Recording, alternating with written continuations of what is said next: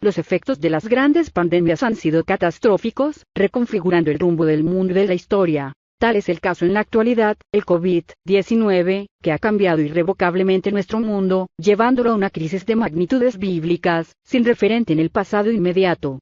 A pesar de ello, los efectos no son inevitables y pueden ser modificados si se unen esfuerzos en todas las esferas de la actividad humana, tomando medidas precisas que ayuden a contener y mitigar la crisis sanitaria, de amplio impacto en la educación y en la economía, como se muestra con los esfuerzos globales de solidaridad y colaboración entre países, organizaciones e individuos, entre los que destacan la Plataforma de Acción COVID del Foro Económico Mundial, como socio de la OMS. La Coalición Mundial para la Educación, de asistencia a los países, liderada por la UNESCO, el Going Digital Project, impulsado por la OCDE, la iniciativa lanzada conjuntamente entre ciudades y gobiernos locales unidos, CLU, Metropolisionu, Habitat, así como los apoyos de las grandes corporaciones tecnológicas como Google, Apple, Facebook, Intel y Microsoft, entre otras, que han comprometido recursos económicos y proporcionado acceso gratuito a sus servicios en plataformas educativas. El confinamiento y la nueva normalidad imponen otra forma de vida que lleva, indiscutiblemente, a valorar el papel del hombre en relación a la naturaleza y a sí mismo.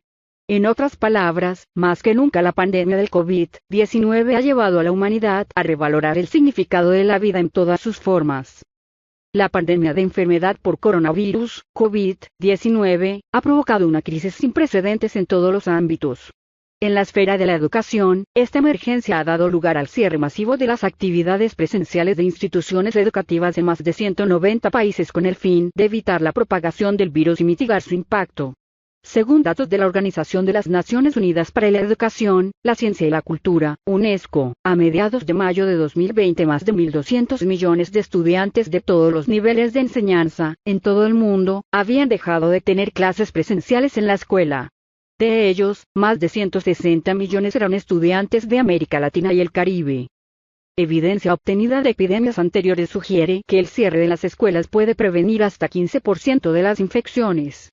Si bien esta proporción es moderada en comparación con otras medidas de políticas públicas, por ejemplo, el distanciamiento social en el sitio de trabajo, que puede reducir el contagio hasta el 73%. El aislamiento de los casos de contagio, con un efecto de cerca de 45%, o la cuarentena en los hogares, con un efecto de cerca de 40%.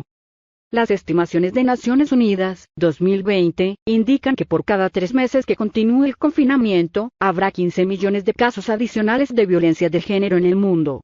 Junto con los profundos impactos físicos y psicosociales de presenciar un acto de violencia, la UNESCO ha informado que esta experiencia puede tener implicaciones inmediatas y de largo plazo en el aprendizaje y bienestar de niñas, niños y adolescentes, así como en el aumento de la violencia escolar. Estimaciones del Banco Mundial. La crisis del COVID-19 amenaza con empeorar los resultados relacionados con la educación en muchos frentes, con altos costos potenciales en términos de acumulación de capital humano. En los países en los que no se tomen acciones en el corto plazo, la pobreza de aprendizaje se incrementará.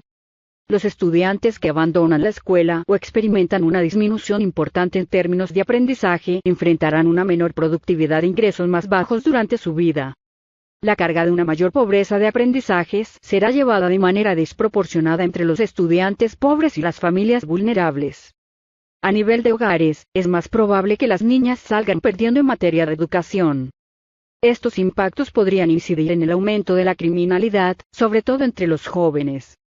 Estos riesgos son especialmente altos en los países que están experimentando un aumento de la población joven, donde también podría darse un aumento de las tensiones sociales. Menor capital humano para los niños desfavorecidos podría perpetuar la transmisión intergeneracional de pobreza y desigualdad. Pronósticos de la OCDE. La OCDE estima que el impacto económico inicial del COVID-19 sería equivalente a una caída en el crecimiento anual del PIB de 2 puntos porcentuales por cada mes durante el cual se impongan medidas de contención estrictas.